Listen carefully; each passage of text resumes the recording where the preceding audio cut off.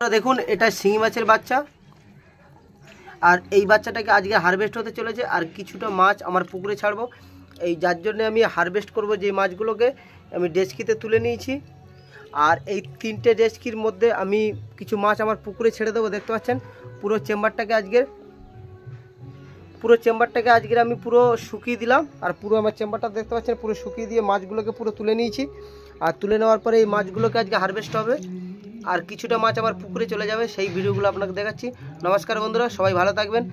আমার চ্যানেলটাকে যদি ভালো লাগে লাইক শেয়ার কমেন্ট করবেন। সরে যাও।